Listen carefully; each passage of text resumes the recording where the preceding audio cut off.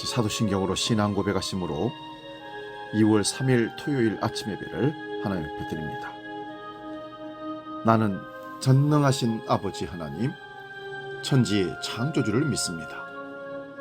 나는 그의 유일하신 아들, 우리 주 예수 그리스도를 믿습니다. 그는 성령으로 잉태되어 동정녀 마리아에게서 나시고 본디오 빌라도에게 고난을 받아 십자가에 못 박혀 죽으시고 장사된 지 사흘 만에 죽은 자 가운데서 다시 살아나셨으며 하늘에 오르시어 전능하신 아버지 하나님 우편에 앉아 계시다가 거기로부터 살아있는 자와 죽은 자를 심판하러 오십니다. 나는 성령을 믿으며 거룩한 공교회와 성도의 교제와 죄를 용서받는 것과 몸의 부활과 영생을 믿습니다. 아멘.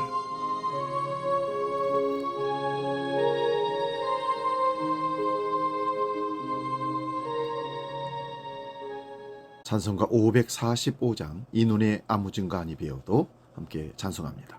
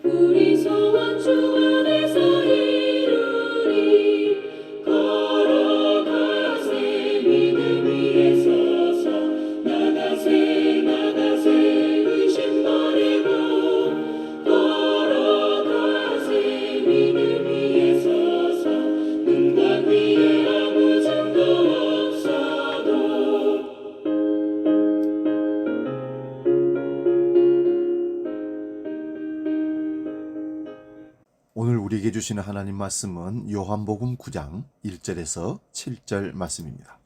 신약성경 160면에 있습니다. 이 말씀 봉독할 때에 살아계신 주님의 음성을 들을 수 있기 바랍니다. 요한복음 9장 1절에서 7절 지금 봉독합니다. 예수께서 길을 가실 때에 날 때부터 맹인된 사람을 보신지라. 제자들이 물어 이르되 라삐여 이 사람이 맹인으로 난 것이 누구의 죄로 인함이니까? 자기니이까 그의 부모니이니까? 예수께서 대답하여 이르시되 이 사람이나 그 부모의 죄로 인한 것이 아니라 그에게서 하나님이 하시는 일을 나타내고자 하심이라. 때가 아직 낮음에 나를 보내신 이의 일을 우리가 하여야 하리라. 밤이 오리니 그때는 아무도 일할 수 없느니라. 내가 이 세상에 있는 동안에는 세상의 빛이로라. 이 말씀을 하시고 땅에 침을 뱉어 진흙을 이겨 그의 눈에 바르시고 이르시되 실람못에 가서 씻으라 하시니 실로함은 번역하면 보냄을 받았다는 뜻이라. 이에 가서 씻고 밝은 눈으로 왔더라. 아멘. 오늘 봉독한 말씀으로 보여주시는 이유, 이런 제목으로 말씀 상고하면서 은혜를 나눕니다. 보여주시는 이유. 있는 그대로를 본다는 것은 대상을 좋아하거나 싫어하지 않고 보는 것을 말합니다.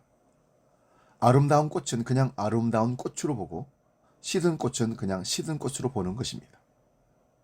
아름다운 꽃을 좋아하고 시든 꽃을 싫어하면 있는 그대로 본 것이 결코 아닙니다. 아름다운 꽃은 그대로의 아름다운 자태가 있지만 시든 꽃도 그대로의 아름다운 자태가 있는 것입니다. 하얀 눈은 그냥 하얀 눈으로 보고 흙탕물로 인해 시커멓게 된 눈은 그냥 시커멓게 된 눈으로 보는 것이 있는 그대로 보는 것입니다. 우리가 본다 함은 육안으로 보는 것과 마음의 눈으로 혹은 영안으로 보는 것을 본다고 말합니다.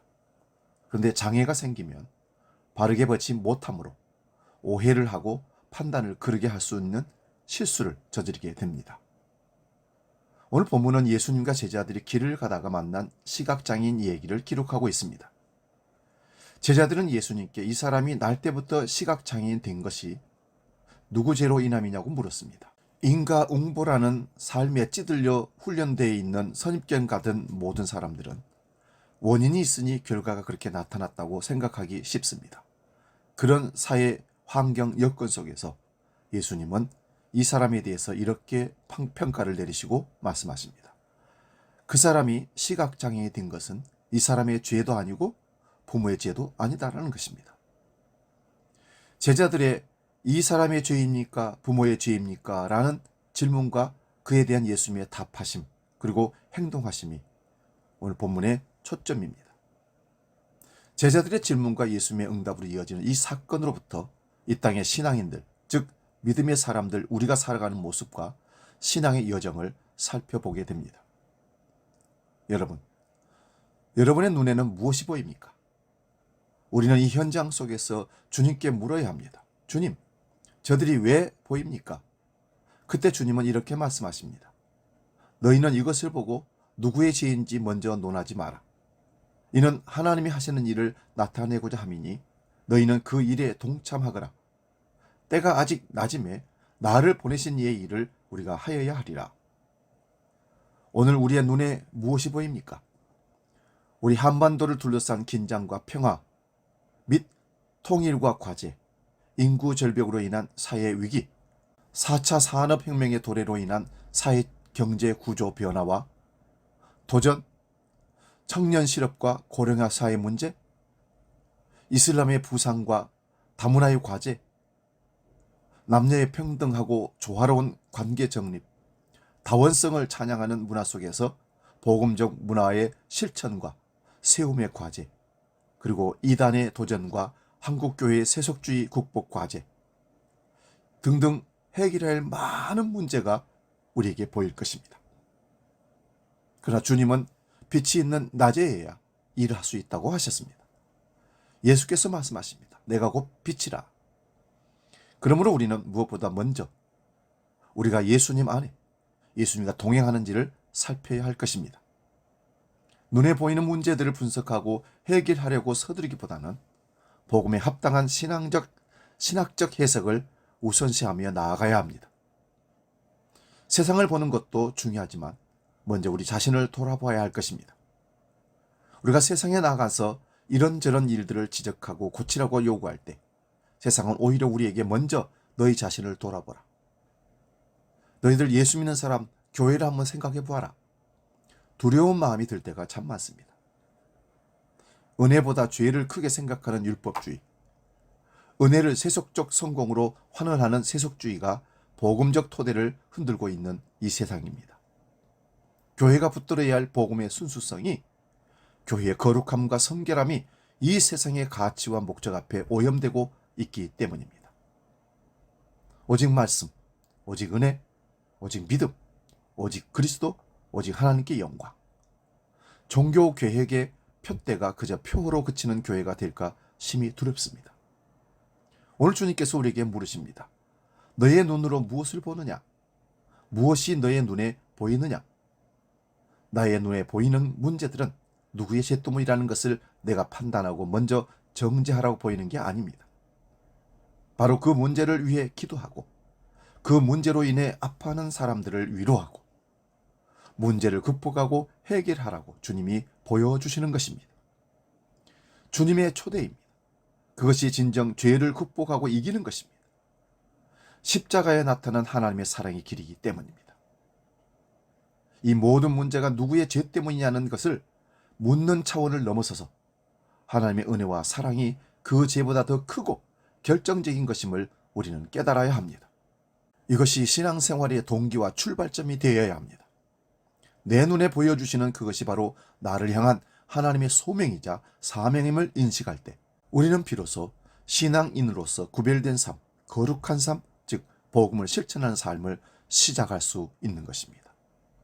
기도하겠습니다. 하나님, 우리에게 보여주시는 모든 것들은 정죄하고 판단하라고 보여주는 것이 아니라 그 문제를 가지고 기도하고 섬기고 사랑하고 화해하고 하나님 앞에 가지고 나아가 간구하라고 우리에게 주신 모든 것들인 줄로 믿습니다. 정죄하고 판단하기에 앞서 보여주신 이유를 분명히 깨닫고 하나님, 우리가 보는 모든 것들이 어떤 의미입니까? 우리는 오직 말씀과 은혜와 믿음으로 그리스도께 나아가 하나님, 이 문제를 깨닫게 해주시고 보게 하시고 해결할 수 있는 지혜를 더하여 주옵소서. 기도할 수 있는 우리 모두가 되게 하여 주시옵소서. 이제 주기도로 기도합니다. 하늘에 계신 우리 아버지, 아버지의 이름을 거룩하게 하시며 아버지의 나라가 오게 하시며 아버지의 뜻이 하늘에서와 같이 땅에서도 이루어지게 하소서.